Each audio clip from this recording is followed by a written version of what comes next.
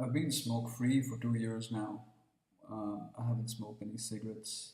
I quit on June 15, 2014, and today is like June 17, 2016. So it's been 2 years and a couple of days.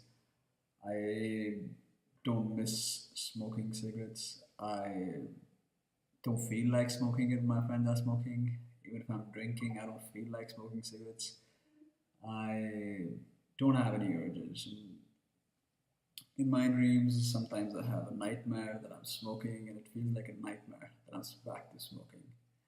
So I don't miss it at all, and I would call myself completely, a non-smoker now, and I don't intend to take it up anytime soon.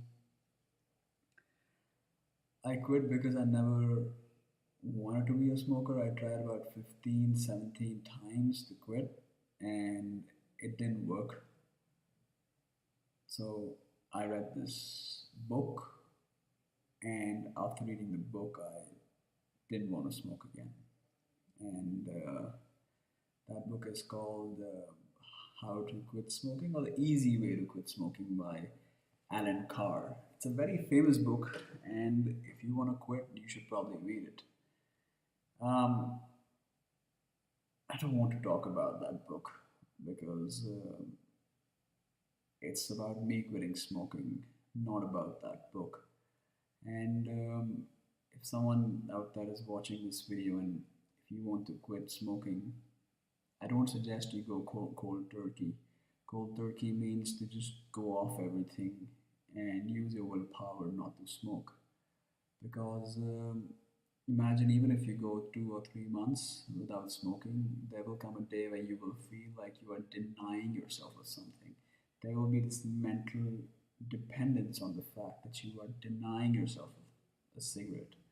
So, in order to quit, you need to know why you smoke in the first place. Believe me, I'm only mentioning this because it's how I quit smoking.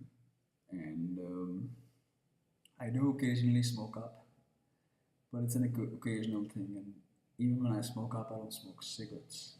I mean, of course, making there is a cigarette involved, but in no way do I think I'm dependent on tobacco or nicotine or smoking cigarettes. So if you want to quit, you just have to buy that book. Don't borrow it. Don't be a cheap motherfucker about it.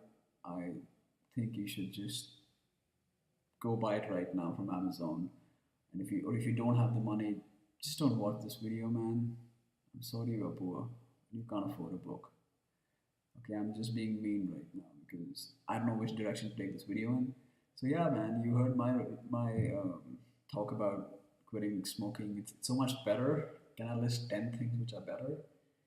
Improved hair, improved skin. You can smell again. You don't wheeze at night. In the morning when you wake up, you don't have to take a tissue through your nostrils and drag the dirt out. When you travel, you don't need to have a smoke, and that's awesome, dude. There used to be a time I used to feel that if I'm traveling, I'm smoking, and if I'm not smoking, how am I even living? And that's gone, dude. I drink a lot, let me tell you that. So I'm a bit of an, I have my addictions. I do love to drink a lot. But that's a different story. Despite my drinking, I have left my worst habit. I left it when I was 30. And I'm so glad, dude. It's like one of those achievements which you think of and you think, wow, man, I did that. Um, Another thing I feel is that Hollywood really tries to sell you smoking and drinking. I don't know if it's intentional or what it is, but every single thriller that you watch or you watch people in prison, people obsess over smoking like it's the best thing in the world. And it's so stupid. Stupid. Stupid. I don't like this word stupid. Um, so you have a picture of what it feels like to quit, and there's a live example in front of you. Um, I don't know why I did that. I can't edit that out because I suck at editing. But anyways, I work out better. My sex life is better. I'm able to, you know, exist. without desiring something which is unnatural to our being.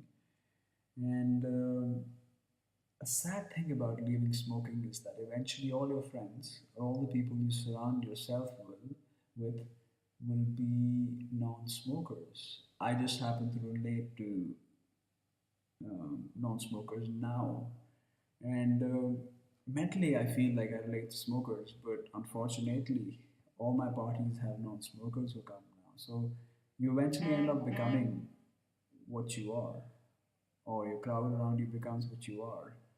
I am a married guy. My wife doesn't smoke. Um, that's about it.